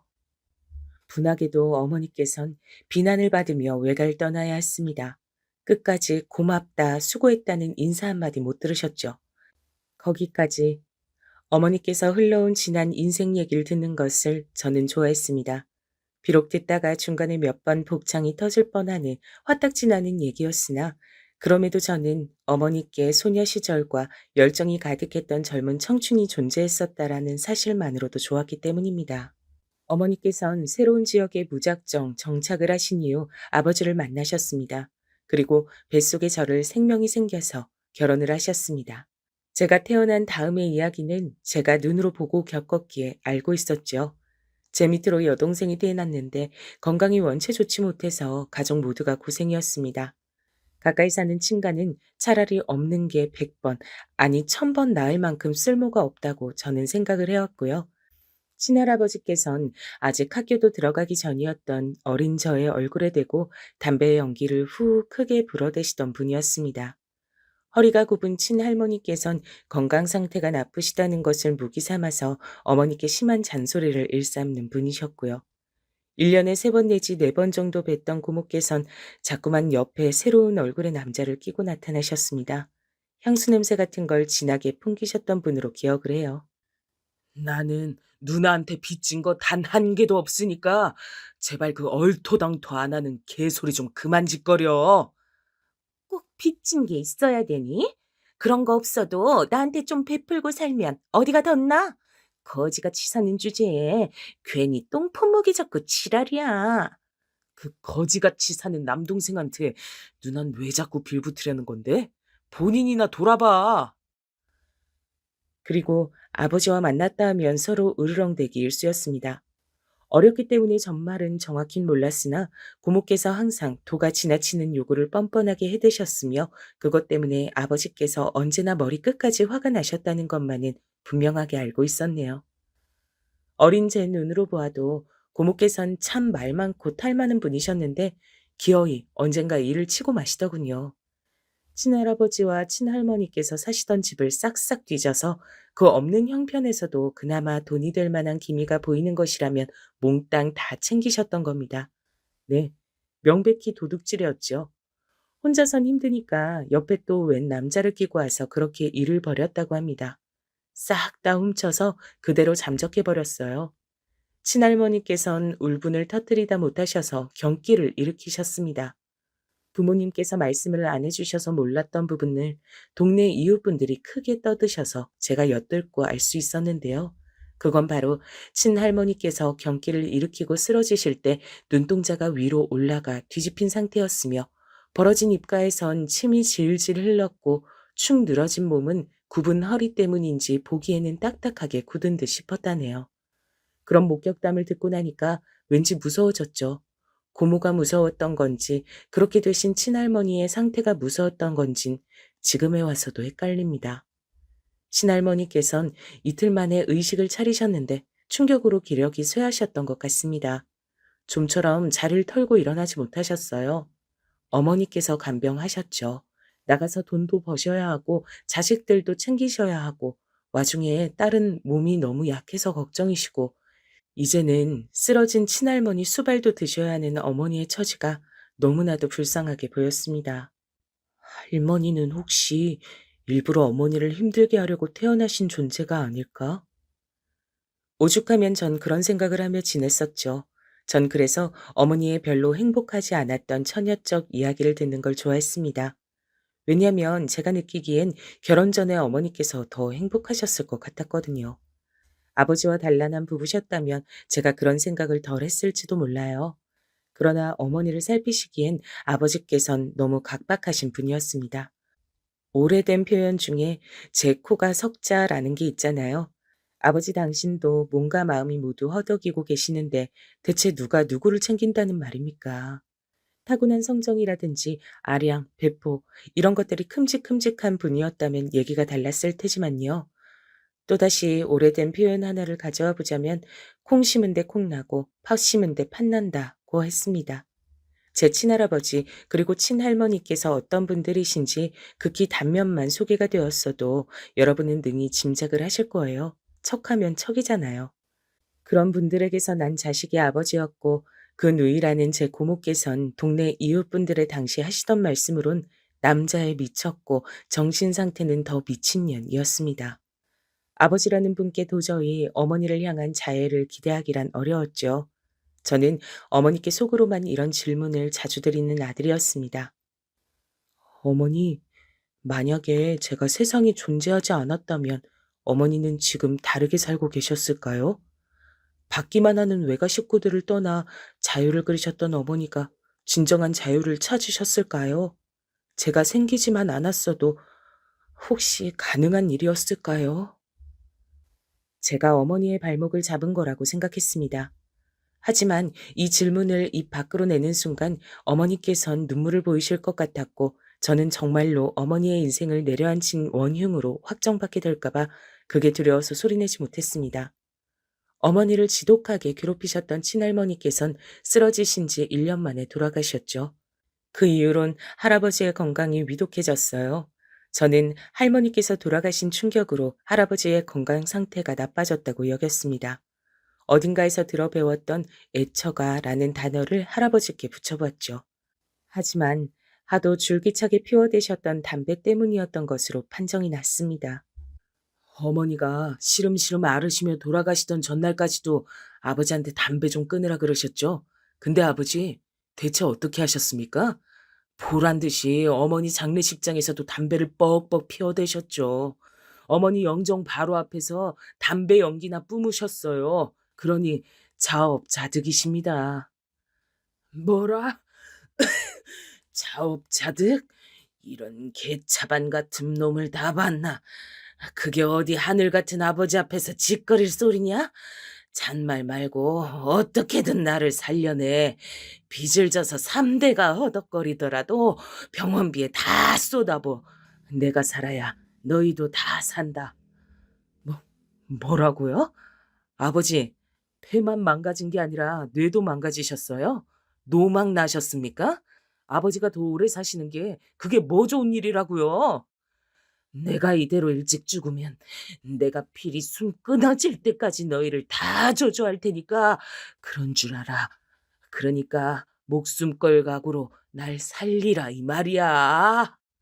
제가 아주 크나큰 착각을 했던 겁니다. 애처간 무슨. 잘못 짚어도 한참을 잘못 짚은 셈이었죠. 할아버지께서 피를 토하실 기세를 하신 채 아버지와 설전을 벌이시는 현장을 목격하고 저는 참담해지고 말았습니다. 제가 피를 이어받고 태어나 자란 집이었지만 저도 엄연한 일원임에도 지울 수 없던 감상은 대체 이 집안은 뭐하는 집구석일까? 였습니다. 어지간히 기가 막혀야 말이죠. 할아버지께서 그간 없는 살림에 구멍을 내시며 술과 담배를 줄기차게 일삼으셨던 행각은 동네 이웃 사람들 모두가 알았습니다. 병원에선 마음의 준비를 해두시라고 했으나 할아버지께서 더 살고 싶어서 발악하며 난리를 치는 중이란 소문이 쫙 펴졌죠. 아버지께선 전해본 적 없던 수심 깊은 얼굴로 집 뒤편에서 담배를 피셨습니다. 한숨을 푹푹 내쉬셨어요. 왜 그러시는 건지 그 이유를 며칠 뒤 부모님의 대화에서 유추해낼 수 있었습니다. 이렇게 가다가는 모친상 치른 지 얼마 되지도 않았건만 부친상도 얼른 따라 치르고 싶어 환장한 자식이라고 소문이 무성해질 거야. 지금 고작 그런 이유로 가망이 없는 치료에 우리가 돈을 쏟아부어야 한단 거예요? 병원에서 가망이 아예 없다고 한 건 아니잖아. 희박하다고 했을 뿐이지. 그게 그 말이잖아요. 요행으로도 안 되고 이건 그냥 기적을 바라야 할 정도인데 그걸 바라자고요? 지금 진심이에요? 소문 때문에 신경 쓰고 무서워하는 게 이게 말이나 된다고 생각해요?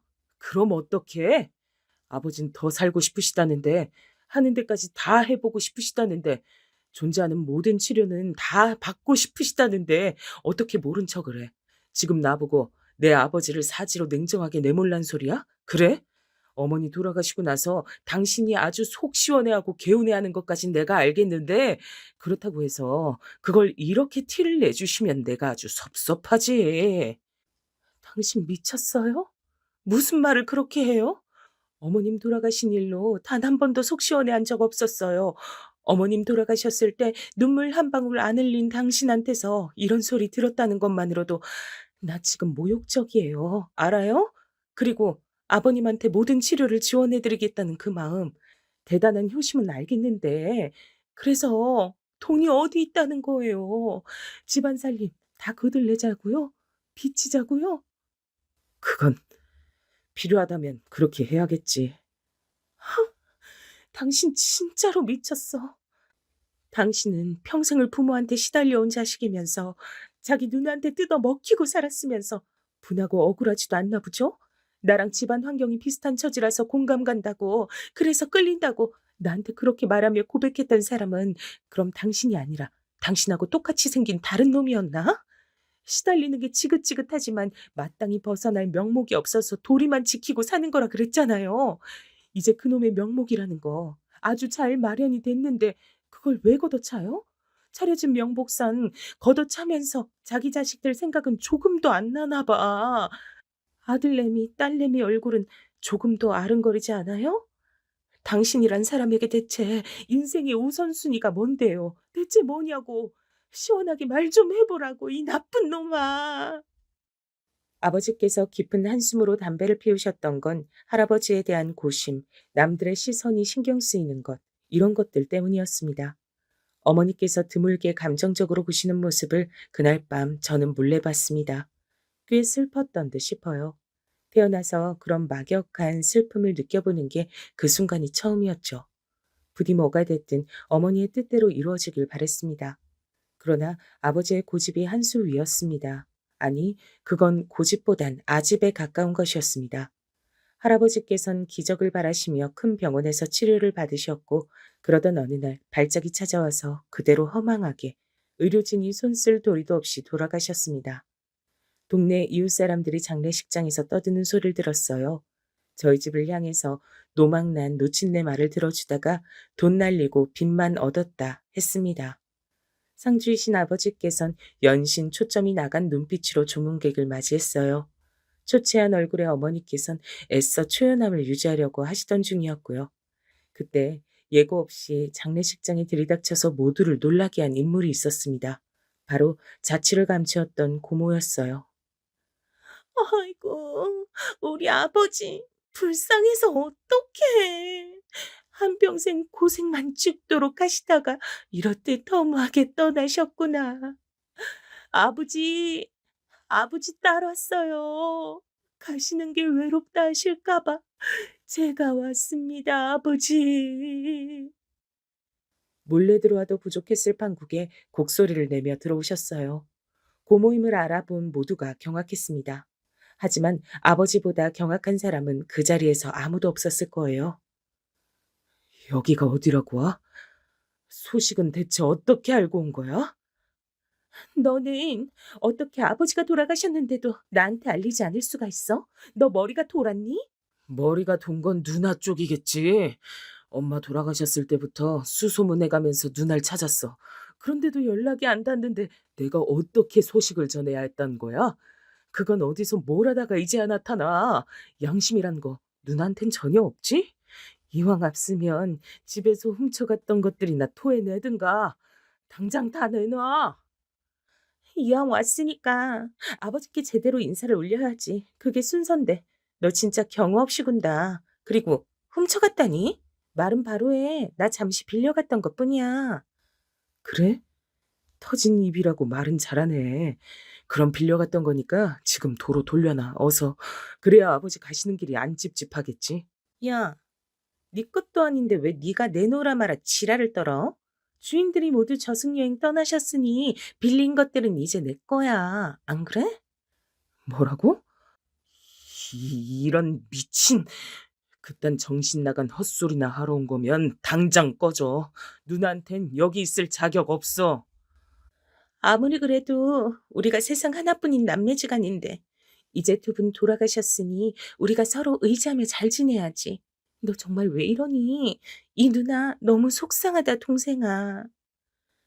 분노에 찬 아버지 앞에서 고모께서는 잘도 가증스레 눈물을 찍어내셨습니다. 그리고 바로 그때 어머니께서 그 앞으로 다가가 망설임 없이 고모의 뺨을 치셨어요. 크게 짝 하는 소리가 울렸습니다. 모두가 숨을 죽인 가운데 고모께서 어이없다는 듯 눈을 치켜뜨고 계셨고, 그러자 어머니께서 다시 한번 세게 뺨을 후려치셨죠. 고모께선 더 세게 날아온 손찌검에 그만 주저앉고 마셨습니다. 어머니께서 차갑게 그 모습을 내려다보며 말씀하셨어요. 뭐가 그리 말이 많아요? 구질구질하게. 그냥 딱 정리하죠. 돈 달라는 소리를 하러 온 거면 지금 당장 꺼지세요. 그리고 두 번 다시 우리 앞에 나타나지도 마. 돈에 디귿자도 안 꺼낼 거고 우리한테 사과하고 속죄할 마음이람 그대로 있으시고요. 그러자 고모께선 수치심에 얼굴을 붉히셨고 반격을 하려는 듯 벌떡 일어나셨다가 서릿발보다 매서운 어머니의 눈빛을 정면으로 마주하자 움찔하더니 선택을 내렸습니다. 바로 주랭랑이었죠. 정말로 돈을 뜯어내기 위해 이곳에 오셨던 겁니다. 그걸 아버지께선 미처 모르셨나 보더라고요. 고모께서 사라진 방향을 보며 한참이나 멍청한 표정으로 계셨으니까요.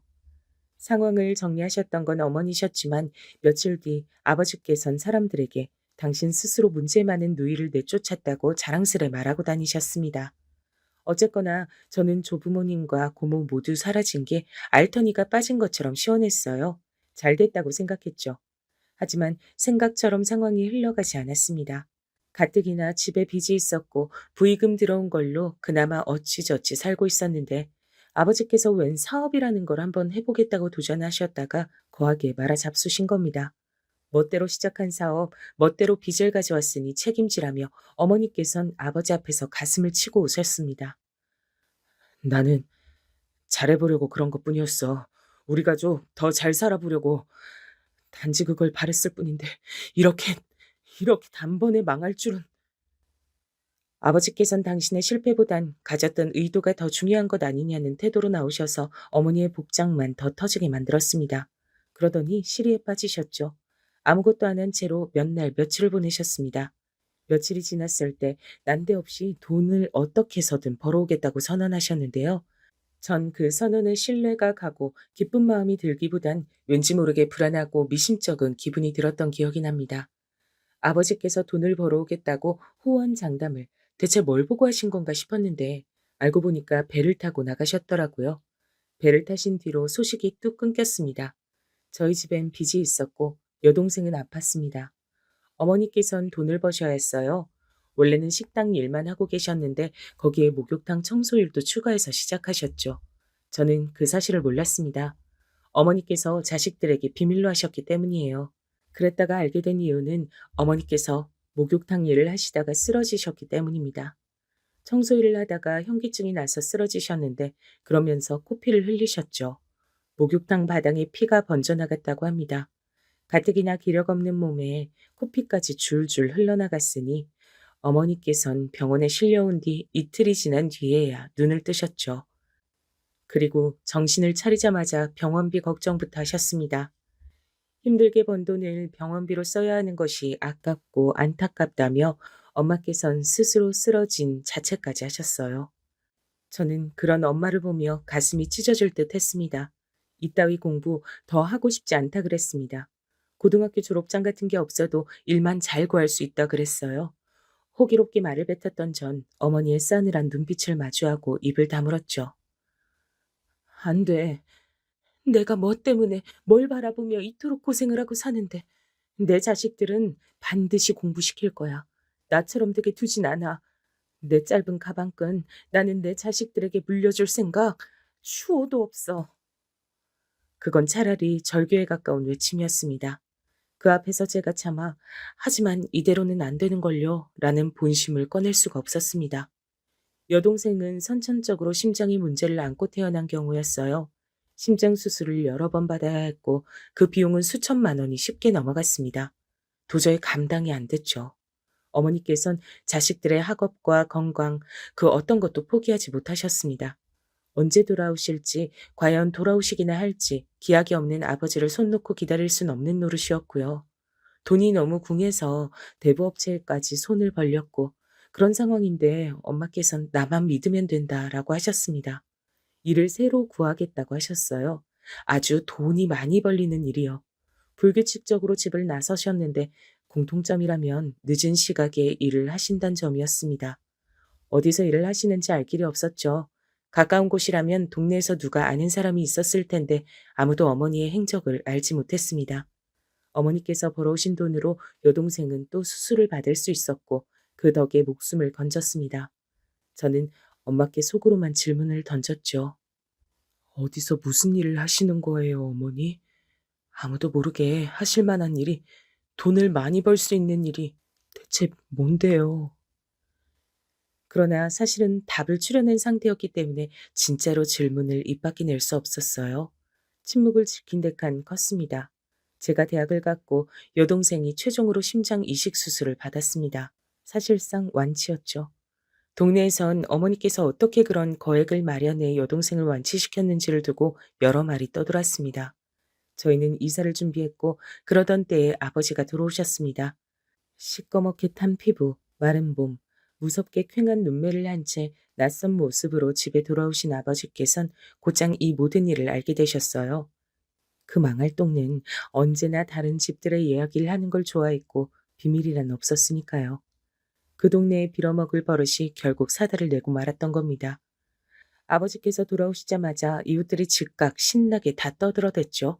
아버지께선 수년 만에 보는 어머니의 얼굴을 세게 때리셨습니다. 이 더러운 여편네, 수치를 모르는 인간 말종 같으니라고. 바닥에 쓰러진 어머니를 마구 발로 차기까지 하셨어요. 귀가하다가 그 광경을 본 제가 어머니 앞을 막아섰습니다. 그러자 아버지께선 제 뺨을 후려 갈기셨죠. 아들이라고 하나 있는 것이 네가 이 모양 이 꼴이니까 문제가 된 거야. 넌 여태까지 네 애미가 더럽게 밖에서 굴러다닐 동안 뭘 하고 있었어? 그거 안 말리고 뭐 했어? 네 더러운 애미를 왜 그냥 뒀냐고? 어머니한테 더럽다고 하지 마세요. 어머니 덕분에 저희 남매가 학교 졸업장 따고 입학하고 심장 수술 여러 차례 받고 심장 이식 받아서 완치 판정받아 목숨 건지고 이렇게 지냈던 겁니다. 어머니 아니었음 저흰 이미 길바닥으로 내몰렸을 거예요. 빚쟁이들에게 쫓기다가 맞아 죽었을지도 모르죠. 그 애미의 그 새끼네. 가만 보니까 너는 내 씨가 맞는지도 의심스러. 나하고 눈, 코, 입 어느 것 하나 닮은 구석이 있어야 말이지. 뭐라고요? 지금 뭐라고 하셨어요, 아버지? 분노한 저의 바짓가랑이를 어머니께서 잡고 말리셨습니다. 당장이라도 제가 아버지를 때릴 기세였거든요. 고개를 가로젓는 엄마의 힘없는 얼굴을 보고 제가 주먹을 내려놓자 아빠께선 집을 나가시며 가래침을 칵퇴 험하게 뱉으셨습니다. 그렇게 완전히 집을 나가셨어요. 그걸로 끝이었죠. 남은 저희 세 가족 잘 살면 좋았을 텐데 그 이후로 얼마 지나지 않아 엄마께서 병에 걸리셨습니다. 회복은 되지 않았고 날이 갈수록 상태만 안 좋아졌어요. 그동안 열을 끊고 살았던 작은 외삼촌께 찾아와서 저희 상황을 거들어 주셨죠. 당시에 그분도 형편이 어려웠습니다. 그래서인지 저희 남매를 향해 직접적으로 혹시라도 나에게 거머리처럼 붙을 생각은 마라 이렇게 단호히 말씀하셨죠. 저희가 당신께 빌붙기라도 할까봐 염려가 되셨던 모양입니다. 전 무덤덤하게 듣고 넘겼지만 여동생이 많이 속상했던 것 같아요. 그걸 고지고대로 어머니께 전했던 겁니다. 어머니께선 크게 충격을 받으셨죠. 당신의 힘으로 작은 외삼촌의 학교를 보냈고 생활비 대줬던 과거가 있었으니까요. 작은 외삼촌께 화를 내며 따지시다 상태가 악화되고 말았습니다. 나약해져 있던 몸에 무리가 간 거예요. 전 그 전말을 알게 된 뒤 여동생을 탓했습니다. 외가 식구들이 양심 없고 제정신 아닌 게 하루 이틀이야? 네가 모르지도 않았으면서 왜 상처를 받고 왜 어머니에게 그걸 일려바쳐? 생각해보면 여동생이 아니라 근본적으로 작은 외삼촌을 탓하는 게 옳은 것이었어요. 그러니 제가 비겁한 놈이죠. 어머니께선 시름시름 앓다가 곧 돌아가셨습니다. 세상을 저주하고 있던 저에게 여동생은 자기가 알아서 살겠다고 했어요. 그때 저는 크나큰 실수를 저지르고 말았습니다. 뭘 알아서 할 건데? 여자애가 뭘 할 건데? 뭐 해 먹고 살 거냐고? 생각이나 해놨어? 아, 혹시 어머니한테 배운 거 할 거야? 그 애미의 그딸년 소리 듣고 싶어서? 그러자 여동생이 제 뺨을 때렸습니다. 저에게 이를 갈면서 분노한 눈빛으로 말했죠. 그러는 너는 그 애비의 그 자식 같네. 너 같은 건 내 오빠도 아니야. 서로 죽었다고 해도 얼굴 비추지 말자. 뭐? 진심이야? 이 독한 년. 완치됐다고 한들 여동생의 건강이 걱정됐죠. 그런데 말은 그렇게 나갔습니다. 보고 배우고 자란 게 그것뿐이어서 그랬던 건가 봐요. 초반에는 연락의 끈을 잇고 그나마 잊고 살았습니다. 저는 대학 졸업 후 일자를 구해서 열심히 살게 됐죠. 그때 여동생한테 돈 보내주려고 했는데 필요 없다 그랬습니다. 자기는 돈 모아서 이 나라 뜨는 게 목표라고 그랬어요. 우리나라도 많이 안 다녀봤으면서 외국 좋아하시네. 헛물 켜는 소리 마라. 누가 너한테 헛바람 넣었어? 제가 본심과 달리 퉁명스레 쏴댔고 그 덕에 연락이 끊어졌습니다. 어차피 제가 용기 내어 여동생을 찾아다닐 면목도 없었죠. 왜냐면 제가 그 이후로 도박 때문에 돈을 다 날렸기 때문입니다. 한 번만 도박하러 같이 가보자는 직장 동료의 말에 이끌려갔다가 빠졌고 그 후로 재산을 탕진했습니다. 제가 정말 미친 것 같았어요. 좌절감보단 허무함이 앞섰던 듯 싶네요. 정신 다잡고서 노력하며 돈 모았다가 또 날렸습니다. 도박이란 무서웠어요. 주변에서 손목 자르기 전엔 안 끝난다 이렇게 말을 듣고 도박을 어떻게든 접기로 했습니다. 울면서 믿지도 않는 신을 향해 빌었습니다. 혀 깨무는 심정으로 도박 끊을 거니까 제 인생 좀 보살펴 달라고 빌었어요. 저는 이상하게도 악몽을 꾸면 어머니를 뵀습니다. 내용이 이상했기 때문에 악몽이었죠. 나 죽었을 때 네 아버지 왜 안 찾아봤니? 어떻게 찾아요? 방법을 알아야죠. 넌 아들인데 아버지를 어떻게 못 찾아? 찾으려면 찾을 수 있었을 거야. 몰라요. 전 그런 거 모른다고요. 학교에서도 안 가르쳐 줬어요. 친자식이니까 어떻게든 아버지를 찾을 방도는 있을 거다. 잊지 마라. 부모 자식 인연은 끊는다고 끊어지는 거 아니야. 어머니, 근데 제가 아버지의 친자식은 맞아요? 뭐? 네가 어떻게 그런 소리를 하니? 어떻게? 어머니께서 흘린 눈물에 제가 잠겨 죽었습니다. 어머니의 한숨에 제가 날아갈 것 같아서 억지로 버티는 악몽도 있었지요. 왜 자꾸 그런 꿈을 꾸는지 모를 일이었어요. 어머니께 죄송했고 아버지가 미웠습니다. 못난 스스로를 자책하던 술자리에서 누군가 저에게 기질이라는 건 타고나는 거다. 너는 그렇게 타고났겠지. 이렇게 떠들었고 저는 속에서 분노가 치밀어 올랐습니다. 간절히 빌었어요. 그래, 이게 다 아버지 때문이야.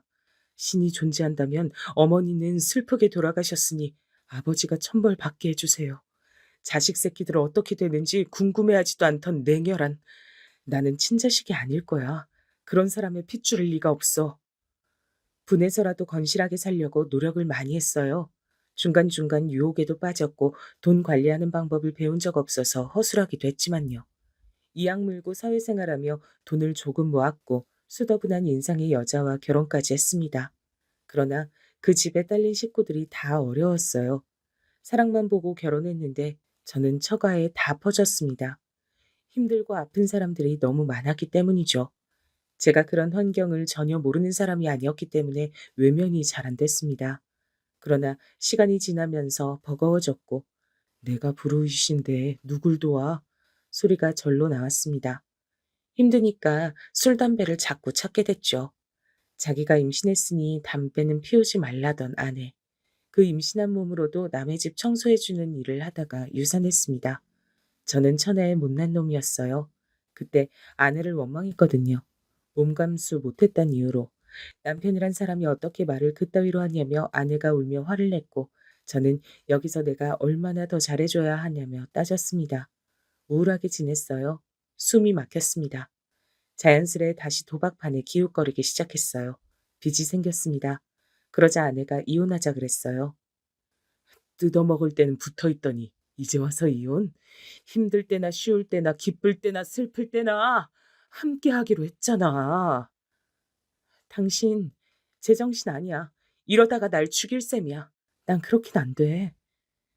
그러더니 짐 싸들고 나갔습니다. 저는 돈이 또 벌리는 즉시 그걸로 이번엔 주식을 했습니다. 집 나간 아내한테 보란듯이 성공하고 싶었죠. 하지만 망하고 말았습니다. 그야말로 패가 망신을 했어요. 빚이 억대였습니다. 지금도 억대면 진짜 억소리가 나는데 그때는 정신이 아득해지고 하늘이 노래지는 금액이었죠. 가지고 있던 모든 걸 팔아야 했습니다. 다시 뭘 해볼 엄두가 안 났어요. 어차피 노력해서 재기를 해봤자 도박이나 하고 주식이나 할 것 같았습니다. 그런 생각밖에 안 들었고 모든 것을 잃은 채로 저는 길거리를 떠돌게 됐습니다. 정신이 붕괴된 상태였기 때문에 그 어떤 의지도 없었습니다. 바로 여기까지가 멀쩡히 태어났다가 노숙자로 흘러간 과정이었던 겁니다. 노숙자들이 노숙하기 좋은 동네들은 대략 정해져 있더라고요. 저도 어쩌다 보니 그런 환경을 따라가며 지내게 됐습니다. 주거 수준이 높지 않은 동네, 그러면서 밤에 잠을 청할 수 있는 장소들이 있는 동네라는 것이 주요했죠. 전 기본적으로 4, 50년 된 오래된 작은 주택지를 즐비한 어떤 동네에서 주로 떠돌았습니다. 재개발 때문에 철거를 하겠다더니 그저 오래도록 방치나 되고 있었던 빈 연립빌라는 안에 몰래 들어가 비와 바람을 피하기 좋았습니다. 아무도 안 오는 공터에 낡은 벤치는 좋은 잠자리가 되주었고요. 저는 그곳에서 때때로 어머니께서 나오는 악몽을 꾸었습니다. 그 동네에선 과일을 가게 앞에 몇 가지 놓고서 파는 슈퍼가 있었어요. 가끔은 정체불명의 전통 과자를 소쿠리째로 갖다 놓고 팔기도 했는데 저에게 좋았던 점은 끝내 안 팔린 것들을 봉투에 담아 쓰레기로 슈퍼 건물 앞에 둔다는 점이었어요. 다른 게 섞이지 않고 먹을 것만 담긴 그 봉투의 존재를 안 이후 저는 종종 그곳을 맴돌며 언제 음식 쓰레기 봉투가 나올까를 기다렸습니다. 자주 나오는 건 아니었기에 일주일에 한 번 나올 때도 있었죠. 그러면 저는 그걸 몰래 챙겨다가 허겁지겁 다 문드러져 터진 과일을 묻고 따지지도 않은 채 먹었고 슈퍼 사람이 먹고 함께 버려서 섞인 잔반, 라면의 몇 가닥 면발 같은 것도 개능 간추듯 먹었습니다. 과거의 저라면 상상도 할 수 없던 생활에 저는 이미 길들여 있었죠. 그때 거울을 거의 안 봤으나 꾀죄죄하고 냄새나는 차림, 덥수룩한 머리와 거칠게 자란 수염, 불안하게 주변을 자꾸 살피는 눈빛, 그런 것들이 아주 볼품없고도 무서웠을 거라 생각합니다.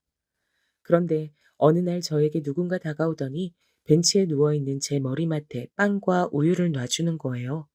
기력 없었던 저는 그게 어떤 아주머니라는 것만 확인했고 허겁지겁 먹기 바빴습니다. 누가 동정심을 베풀었다고 생각했어요. 하지만 다음 날 그분은 누워있던 제 머리맡에 다시 먹을 걸 놔줬습니다. 제가 이번엔 감사하다는 인사를 남겼죠. 제가 드리는 건 아니에요. 그랬더니 그런 말씀만 간단히 남기셨어요. 이튿날 여느 때처럼 슈퍼 주변을 멀찍이 관망하며 배회하던 제가 그 아주머니를 발견했습니다. 슈퍼에서 일을 하고 계셨어요. 당황한 제가 몸을 못 숨기고 지처까지 가버렸고 눈이 마주쳤습니다. 노숙자 총각이네. 여기 슈퍼 주인이셨어요? 아니에요. 주인 따로 있어요. 여기 사장님이 몸이 좀 안 좋으셔가지고 제가 일을 보고 있네요. 알바예요, 알바. 제가 머쓱하게 코를 훔치고 있는데 그분이 저를 물끄러미 보시다가 손짓을 하셨습니다. 안에 먹을 거 있으니까 가서 먹으라고 하셨어요. 김밥이 있다는 말을 듣자마자 저도 모르게 침이 꿀꺽 넘어갔고 슈퍼 안에 딸린 방에서 허겁지겁 그걸 먹고 말았습니다. 먹고 나서야 제가 무척 지저분하다는 것, 그리고 이 공간이 왠지 모르게 날 지긋하게 드신 분의 공간 같다는 느낌을 받았습니다. 아주머니께선 저에게 돈을 건네주시며 목욕탕을 가라고 하셨어요. 여기 동네에 목욕탕 어디 있는지 모르는 건 아니죠? 갔다 와요. 왜 저에게 베풀어 주십니까? 나도 이유야 모르죠. 난 그냥 사장님이 시키는 대로 하는 것뿐이에요. 네? 그 사장님이라는 분께 제가 인사라도 드리고 싶은데 가게에 잘 안 나오시나 보죠? 거의 얼굴 뵙긴 힘들 거예요. 배가 채워지고 나니까 이상하게 제 몸에서 나는 냄새가 맡아지더라고요. 너무나도 씻고 싶어졌어요. 그간 잊고 살던 감각이었습니다. 거절할 도리가 없이 목욕탕을 갔고 급한 대로 새 옷을 사입었어요. 추리닝이라도 새 거를 입으니까 살겠더라고요. 그리고 놀랍게도 아주머니께선 일자리를 알아봐 줄 테니 우선은 슈퍼에 딸린 방에서 자라고 하셨어요. 나는 그냥 사장님이 시키니까 그대로 따를 뿐이에요. 나도 사장님이 웬 그렇게 동정심이 넘쳐서 노숙자 청각을 잘 봐주고 돕는 건지 모르겠으니까. 툴툴대셨지만 정이 넘치시는 분이란 걸 알 수 있었습니다. 수개월 만에 멀쩡한 실내 바닥에 누워서 이불을 덮고 눕던 그 순간 눈물이 흘렀습니다. 좁은 그 방이 대궐처럼 느껴졌고 감사하기만 했어요. 이틀 뒤 저는 슈퍼 근처에서 버스를 타고 20분을 이동하면 나오는 물류센터에 취직했습니다. 제가 해낸 것은 아니었죠. 슈퍼 사장님이라는 분이 그쪽에 저를 소개시켜 주셨다는 소리를 들었는데요. 일손이 부족했던 물류센터 측에서 흔쾌히 저를 묻지도 따지지도 않고 받아주셨습니다. 얼떨결에 일자리가 생긴 전 당황스러웠죠. 하지만 이건 기회야. 죽이 되든 밥이 되든 해보자. 그리고 다시 일어서 보자.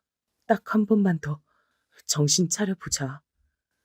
도박, 주식, 그리고 노숙 생활까지. 저는 그런 과정을 거치며 몸의 능력이 떨어져 있었고 그걸 현장에서 느끼며 부끄러웠습니다. 남들보다 제가 많이 못했어요. 근데 이악 물고 나가 떨어지지 않으려고 했습니다. 잘릴 순 없었죠.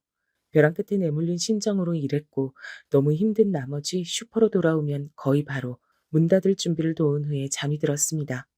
너무 힘이 들어서 일 외에 어떤 것에도 신경을 쓸 수 없었어요. 한 달이 지나자 그나마 몸이 적응을 했고 물류센터 측에선 여기 숙식을 해결하며 근무 시간을 늘리고 돈을 더 버는 게 어떠냐고 제안을 해왔습니다. 제 노력하는 모습이 인정받았단 걸 알았고 저는 기쁘게 수락했죠. 몸이 힘들어도 보람된 것, 그 기쁨을 저는 이미 배운 뒤였어요. 또한 도박 생각이 전혀 안 나더라고요. 사장님께 인사를 드리고 싶은데 연락이 잘 안 되시나요? 사는 것도 모르신다고요? 그 양반이 필요할 때만 연락을 하니까 나야 잘 모르죠. 아주머니의 말씀이 변명처럼 들렸지만 대수롭지 않게 넘겼습니다. 저는 마음을 다잡고 일을 더 열심히 하기 시작했고 그렇게 3개월이 지났을 때 아주머니의 연락을 받았어요. 슈퍼로 얼굴 비치러 오라는 말인 줄 알았는데 그게 아니었습니다. 들려온 전화 내용에 저는 다리에 힘이 풀려 주저앉고 말았습니다. 이, 이게 다 무슨 소리야? 슈퍼 사장님이 목숨을 끊으셨다니? 그런데 그분이 나에게 유서를 남겼다고? 내가 그분의 아들이라고? 정신이 혼미한 채로 병원에 갔어요. 돌아가시고 나서야 뵙게 된 슈퍼 사장님을 마주했고 싸늘한 주검이 된 아버지의 모습에 저는 울부짖었습니다. 세월이 흘렀어도 이런 순간에 뵙게 됐어도 제 아버지임을 알아봤습니다. 아버지께서 남긴 유서에 모든 전말이 담겨 있었습니다. 처자식을 버리고 떠나신 이후 아버지께선 돈을 벌고 모으는 것만 하며 사셨대요. 돈만 있었어도 저희 가족이 행복했을 거라고 믿으신 채 돈 없이 사는 것이 지긋지긋하셨던 거죠. 그렇게 사시다가 몸이 안 좋아지셨죠. 몸이 아프니 어머니 생각이 나셨다 그래요. 그리고 알게 됐죠. 당신께서 떠나신 이후 어머니께서 금방 돌아가셨단 사실을요. 아버지께선 깊이 후회하셨습니다. 자식들을 찾을 면목도 없으셨고 외로이 여생을 살다가 죽어야겠다고 생각하셨을 때 노숙자를 발견해요. 바로 저였죠. 놀라신 아버지께선 절 따라다니셨고 제가 그 동네에 머물기로 한 것을 확인하자마자 나이 지긋하게 드신 노인께서 오래 운영하시던 슈퍼를 인수했습니다. 그리고 일자리가 필요했던 아주머니를 고용하며 자신의 뜻에 따라 행동해달란 조건을 내거셨죠. 그렇게 저를 몰래 챙겨주셨던 겁니다. 제가 삶의 의지를 잃고 노숙자가 된 것을 알아보시고 어떻게든 다시 저를 일으키려 하셨고 절 받아줄 일터를 찾아 직접 문을 두드리고 다니셨어요. 제가 열심히 일을 하며 지내는 모습에 기뻐하시던 그때 건강이 악화되었습니다. 병원에 가보니 버틴 게 용하다며 여명이 길어봤자 3개월 남았단 소리가 들려온 거예요. 아버지께선 저를 보고 얘기를 나누면 당신께서 용서를 받을까봐 그게 두려웠다고 하셨습니다. 제가 아버지를 용서할 자식임을 안다고 하셨죠. 상철아, 너무 늦었지만 이제야 용서를 구한다. 나는 내가 떠난 이후에나 네가 날 용서하길 바란다. 난 용서를 받고 떠날 자격이 없고 넌 나를 용서해야 진정 앞으로 나아갈 수 있을 것이니 이렇게 되는 것이 옳다. 미안하다. 상의를 찾아서 남매가 꼭 함께 지내다오. 저는 싸늘하게 식은 아버지의 얼굴을 어루만지며 몇 번이고 용서해요 라고 말씀을 드렸습니다.